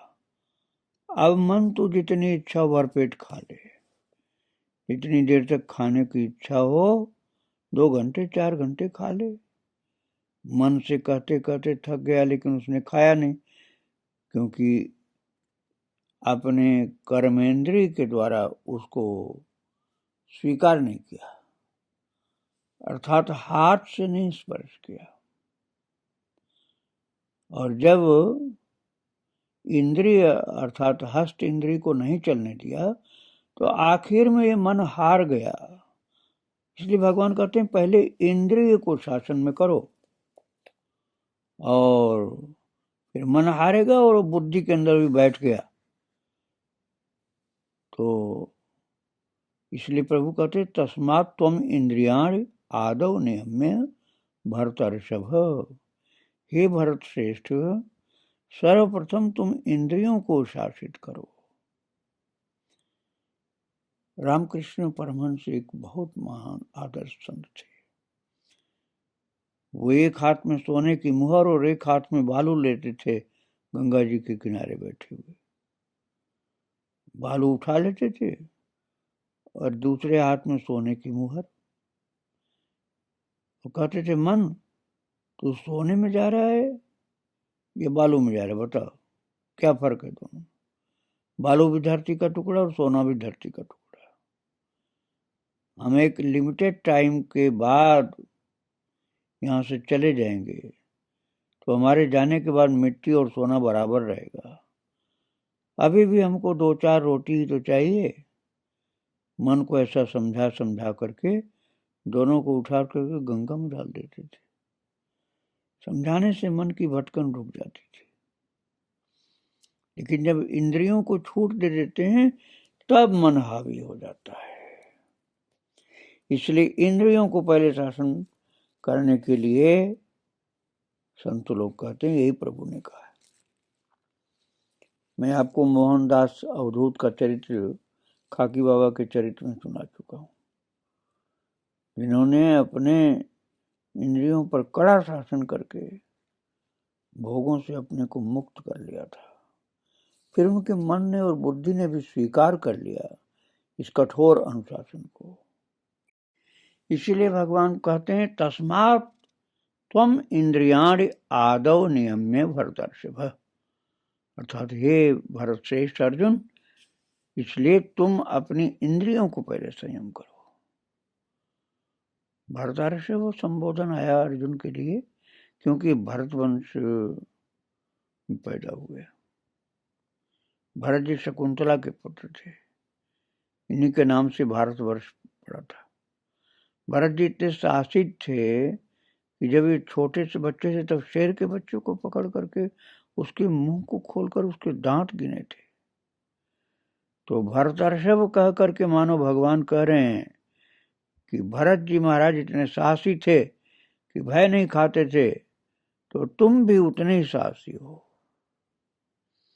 और इसलिए तुम शुरू में केवल इतना ही समझो कि इंद्रियों को शासित कर लो, क्योंकि इंद्रियां पहली घोंसला हैं जहां काम रहता है,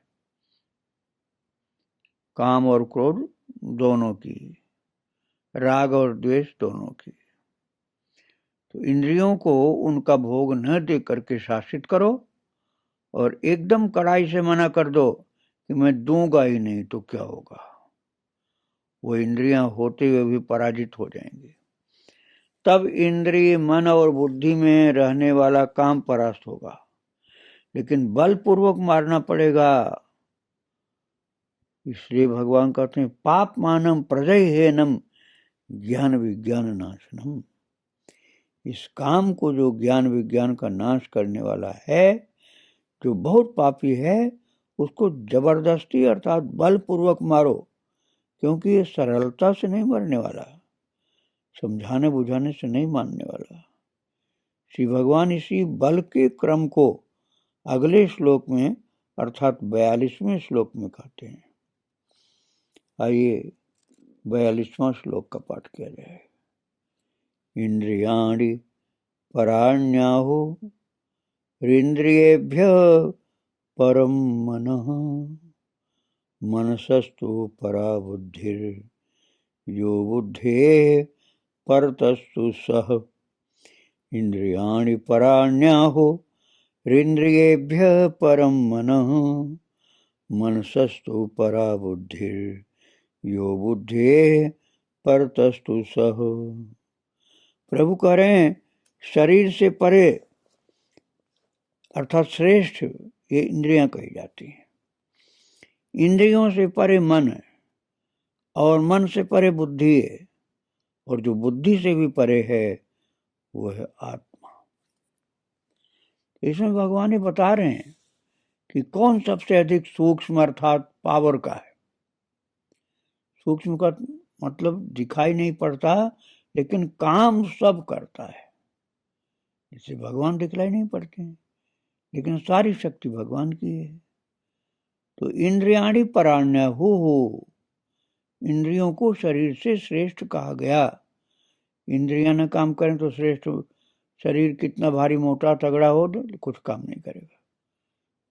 शरीर चाहे 1 कुंटल का हो और जीभ चाहे 100 ग्राम की हो, लेकिन उसने कह दिया कि चीज खाना पसंद है, तो 100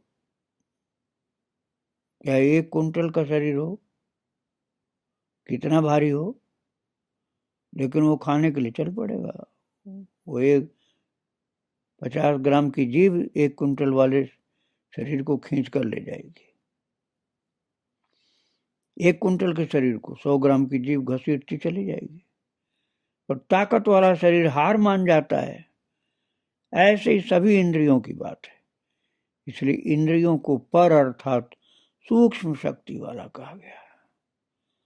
और इंद्रियेभ्य परम मनः, और इंद्रियों से भी पर अर्थात सूक्ष्म शक्ति वाला मन है। और प्रभु कहते हैं कि मन को इंद्रियों से भी पर अर्थात श्रेष्ठ मुख्य समझो। अर्थात मन पावर करेगा, अपना अधिकार अपनी शक्ति लगाएगा तो इंद्रिय रुक जाएगी।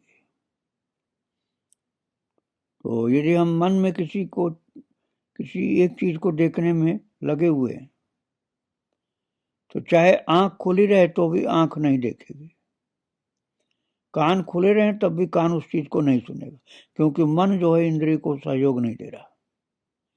इसी तरह से और भी इंद्रियों के जो भोग हैं वो होते हुए भी उस इंद्रिय को व्यथित नहीं कर सकेंगे, क्योंकि उनसे श्रेष्ठ शक्ति जो मन है वो दूसरी जगह लगा हुआ। इसलिए मन तंज रघुवर वैदेही, मन को इंद्रियों से श्रेष्ठ कहा गया। तथा मनसस्तु परा बुद्धि, मन से भी पर अर्थात सूक्ष्म अर्थात शक्तिशाली बुद्धि है। लेकिन गड़बड़ ये होता है कि हम बुद्धि का शासन मन के ऊपर करते नहीं, मन एक बार चला गया जहां, तो वहां नहीं जाना चाहिए था, लेकिन मन चला गया। जहां नहीं जाना चाहिए वहां मन चला गया, और फिर भी हम उसी में रमण किए जा रहे हैं और बुद्धि का पावर उस पर लगाते नहीं। तो मन बदमाशी करते करते सारा समय बर्बाद कर देता है। यद्यपि ये सही बात है कि जो भगवान नाम का हम जप कर रहे थे वो बेकार नहीं जाएगा, लेकिन वो ध्यान रहित जप है। वो भजन 1 नंबर वाला नहीं रहा, 2 नंबर वाला हो गया। दूसरे नंबर का वो है कि बैठकर जप तो कर रहे थे, लेकिन 2 मिनट के बाद वो पहुंच गया रसगुल्ले की दुकान पर। कैसा बना होगा, कैसा मीठा होगा, कैसा सुंदर होगा, कितना खरीदेंगे तो कितना पैसा लगेगा। अब आंख तो बंद है, माला भी चल रही, लेकिन मन रसगुल्ले की दुकान पर है। 3 नंबर का भजन कौन है? लेट गए टांग पसार के और किसी के बीच में ठहाका मार रहे हैं, बीच बीच में बात कर रहे हैं, टिम्हाई ले रहे हैं, माला भी लटक के कभी पैरों में कभी जमीन में जा रही है, फिर उठा के भजन कर लेते हैं और बीच बीच में हंसी मजाक भी कर रहे हैं। ये तीसरे नंबर का भजन है। 1 नंबर का भजन कौन है? हाथ से भगवान के नाम या मंत्र का जप कर रहे हैं, माला फेर रहे हैं और मन को ठाकुर जी के चरणार बिंद में, मुखार बिंद में या लीला चिंतन में लगाए हुए, और खूंटा में जैसे गाय को बांध दिया जाए वैसे ही ठाकुर जी के चरण कमलों में मन को बांध दिया है। वो 1 नंबर का भजन है। सबके ममता ताग बटोरी, मम पद मन बांध बर डोरी। तो ऐसा भजन होना चाहिए। तो बुद्धि का शासन मन के ऊपर हो गया, मन का शासन हो गया इंद्रियों के ऊपर। ये चर्चा आगे मैं और करूंगा भक्तों। आज प्रभु को और उनके भक्तों को प्रणाम करके यहीं विराम दे रहा हूं। श्री राधे राधे, जय श्री राधे राधे। वृंदावन विहारी लाल की जय, राधा रानी की जय। श्री राधे, श्री राधे राधे। भक्तों, श्रीमद् भगवद गीता भाव मंथन कार्यक्रम प्रारंभ किया जा रहा है और आप कल श्रवण कर रहे थे गीता जी के 3 अध्याय के 42वें श्लोक की व्याख्या, जिसमें प्रभु बता रहे थे कि इंद्रियां, मन और बुद्धि, इनमें से किसका महत्व ज्यादा होता है। शरीर जो स्थूल होता है, प्रभु कह रहे थे कि उस शरीर से भी परे अर्थात ज्यादा पावरफुल होती हैं इंद्रियां, और इंद्रियों से ज्यादा पावरफुल होता है मन, और मन से ज्यादा पावरफुल होता है बुद्धि। यदि बुद्धि किसी की प्रबल है तो मन भी शासन नहीं कर पाता बुद्धि के ऊपर, बुद्धि मन के ऊपर शासन करती है, और मन इंद्रियों के ऊपर शासन कर लेता है। और बुद्धि से भी जो श्रेष्ठ है, पावरफुल, वो है आत्मा। तो आइए उस श्लोक का हम पाठ एक बार कर लें, फिर आगे बढ़ें। 42वां श्लोक। इंद्रियाणि पराण्याहुः इंद्रियेभ्यः परं मनः, मनसस्तु परा बुद्धिर् यो बुद्धेः परतस्तु सः। तो प्रभु कह रहे थे कि केवल शरीर या इंद्रियों के द्वारा कार्य हो रहा है, मन बुद्धि का उसमें योग कुछ भी नहीं है, तो उसका खास महत्व नहीं होता। भजन की बात की जा रही थी। भजन जो केवल शरीर से हुआ मन का योग नहीं है, बुद्धि का योग नहीं, उनका ज्यादा महत्व नहीं। तो 1 नंबर का भजन कौन से कि हाथ से भगवान के नाम या मंत्र का जप कर रहे हूँ और मन को ठाकुर जी के चरणारविंद में, मुखारविंद में या लीला चिंतन में लगाए हुए हैं। और जैसे खूंटा में गाय को बांध दिया जाए, वैसे ठाकुर जी के चरण कमलों में मन को बांध दिया गया। मानस में प्रभु ने कहा है, सबके ममता ताग बटोरी, मम पद मन ही बांध बरी डोरी। और यदि मन हटता है तो बुद्धि के द्वारा उस पर शासन करके, हाँ, वो ये नहीं कि मन जहाँ जा रहा है उसको जाते ही रहने दो, नहीं, बुद्धि के द्वारा उस पर शासन करके उसको पुनः जप और ध्यान में लगाना साधक का, उच्च साधक का काम है। तो ये नंबर 1 का भजन है, अर्थात सच्चा भजन है। बुद्धि के द्वारा मन को, मन के द्वारा फिर इंद्रियों को शासित करना। और जब बुद्धि के द्वारा मन को भगवान के जप ध्यान में लगाते हैं तो एकाग्रता के कारण भाव उमड़ने लगता है, आंखों से आंसू बहने लगती है, कभी कभी रोमांच होने लगता है। तो ये श्रेष्ठतम भजन समझिए। मन से भी जो श्रेष्ठ बुद्धि है, उसी के द्वारा मन को डाइवर्ट करके सही जगह पर लगाया जाता है। इसलिए मनसस्तु परा बुद्धि ही, प्रभु कहते हैं मन से भी परे जो है बुद्धि है, मन से भी ज्यादा पावरफुल। और यो बुद्धे परसुसा, और जो बुद्धि से भी परे है वह है आत्मा, जो परमात्मा का अंश है। वहां बुद्धि का भी शासन नहीं चलता, क्योंकि बुद्धि के भी प्रकाशक वही हैं। सब कर परम प्रकाशक जोई, बुद्धि को भी वही प्रकाश देते हैं। बुद्धिम तो सारथी विद्धि, बुद्धि को सारथी समझो। इस मनुष्य शरीर रूपी रथ का जो सारथी बुद्धि, लेकिन बुद्धि कृष्ण में लगी हो तभी वो सच्चा सारथी है, नहीं तो वो सारथी मतवाला हो जाएगा संसार में, फिर वो खंडक में गिराएगा ले जाकर। इसलिए बुद्धि को भी शक्ति देने वाला जो प्रभु है, अर्थात हमारे कृपालु ठाकुर जी हैं, उन्हीं का अंश आत्मा है, जो बुद्धि से भी श्रेष्ठ है। वह आत्मज्ञान अर्थात सेल्फ रियलाइजेशन, परमात्मा का बोध, वास्तविक विज्ञान है, जो वो बुद्धि से भी श्रेष्ठ है। वहां बुद्धि का अहंकार खत्म हो जाता है, प्रभु की शरणागति प्राप्त हो जाती है। तो ये 42वें श्लोक में हम भाव मंथन कर रहे थे। अब हम 43वें श्लोक में आपको ले चल रहे हैं। आप ग्रंथ लीजिए हाथ में और पाठ करिए मेरे साथ।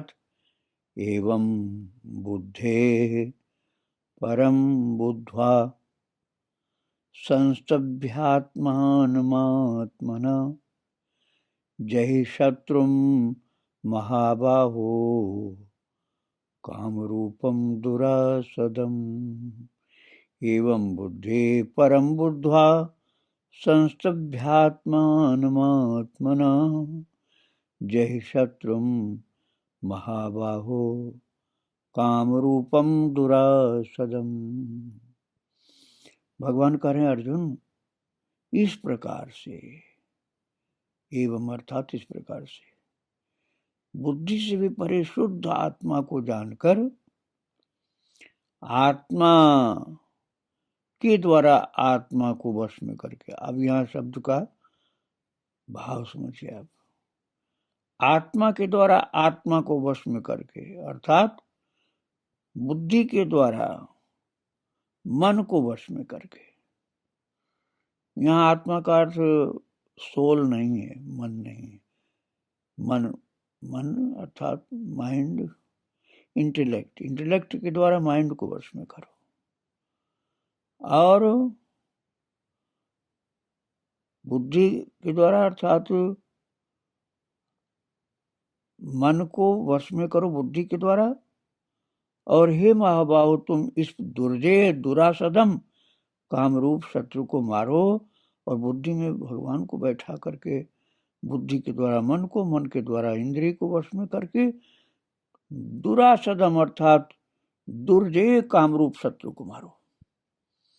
भगवान कह रहे हैं एवं अर्थात इस प्रकार से बुद्धे परम बुद्ध्वा अर्थात इंद्रियां, मन और बुद्धि, इन तीनों में बुद्धि को श्रेष्ठ समझ करके, और बुद्धे परम बुद्ध्वा बुद्धि से भी श्रेष्ठ अर्थात बलवान आत्मा को समझ करके आत्मन मात्मना संस्तभ्य अर्थात शासित करके या वश में करके जय शत्रु महाबाहुर काम रूपम दुरासदम, हे महाबाहु अर्जुन, तुम दुर्जय कामरूप शत्रु को मार डालो, अर्थात वासना कामना के बंधन से मुक्त हो जाओ। प्रभु कहते हैं तो दुर्जय, लेकिन है तो दुर्जय, लेकिन जब इंद्रियों को वश में कर लोगे तो मन की भागदौड़ रुक जाएगी और बुद्धि को शांति मिल जाएगी। तो बुद्धि से भी श्रेष्ठ हम हैं। हम का तात्पर्य अहंकार नहीं, हम का तात्पर्य है हम आत्मा हैं जो प्रभु के अंश है। शरीर, मन, बुद्धि, इंद्रियां ये तो प्रकृति की बनाई है, लेकिन प्रकृति ने आत्मा को नहीं बनाया। ये आत्मा सदा था, चिरंतन सत्य है, सर्वकालीन है, शाश्वत है। वो आत्मा हम हैं, अर्थात हम शाश्वत रहने वाली आत्मा प्रभु के अंश है। और भक्तों, वो आत्मा हम है और हम बुद्धि से भी श्रेष्ठ है, अर्थात बुद्धि प्रभु के चरणों की दासी है। बुद्धि भी हमारे अनुसार चलती है, किंतु हमारा अभ्यास इस प्रकार का है कि हम अपनी बुद्धि को ही श्रेष्ठ समझते हैं। बुद्धि से श्रेष्ठ है भगवान आत्मा, किंतु भगवान कह रहे हैं कि अपने को बुद्धि से भी श्रेष्ठ समझ करके अपने द्वारा अपने आप को शासित करो, अर्थात हम बुद्धि को सही मार्ग पर रखें, सत्य रूप में रखें और पवित्र रखें। तो बुद्धि को कैसे पवित्र रखें? आत्मचिंतन के द्वारा, भगवत चिंतन के द्वारा पवित्र रखें। और आत्मचिंतन के द्वारा जब बुद्धि पवित्र हो जाएगी तो मन को शासित करेगी, और इंद्रियों को हमने रोक रखा है, इसलिए मन भी शांत हो जाएगा। इंद्रियों को पहले रोकना पड़ेगा, पहले हम बता चुके हैं। मन भी शांत हो जाएगा और बुद्धि भी शांत हो जाएगी। इस प्रकार से हे अर्जुन, जो दुर्जय कामरूप शत्रु है उसे तुम जीत लोगे, और जब कामरूप शत्रु को जीत लोगे तो सारा दुख दूर हो जाएगा। ये प्रभु तीसरे अध्याय में बता रहे हैं, जिसका नाम कन्हैया ने रखा है कर्मयोग नाम। तीसरे अध्याय का क्या नाम रखा है? कर्मयोग। और भक्तों, हमने चर्चा की थी दूसरे अध्याय में, दूसरे अध्याय के 47वें श्लोक में, कर्मण्येवाधिकारस्ते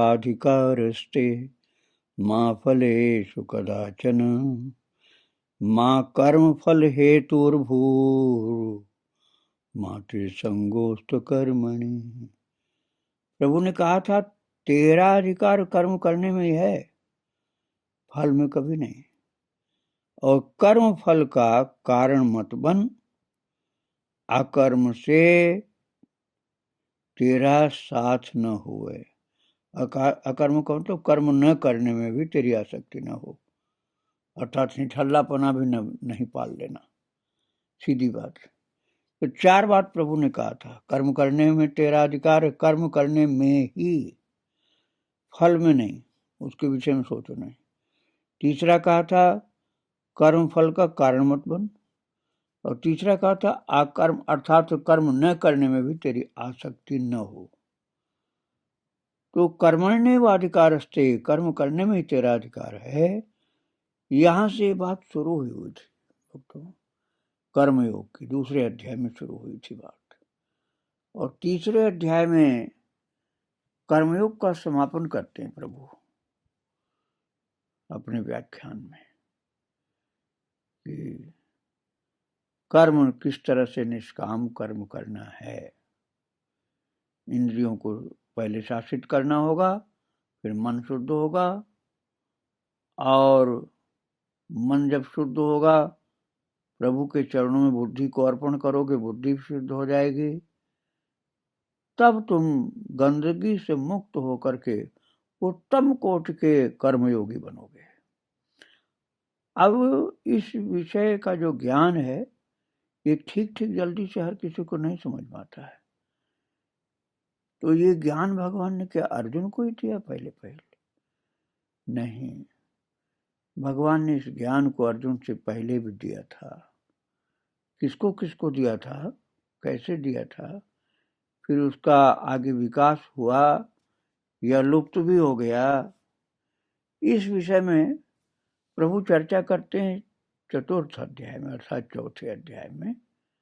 हम उसको आपको बाद में सुनाएंगे।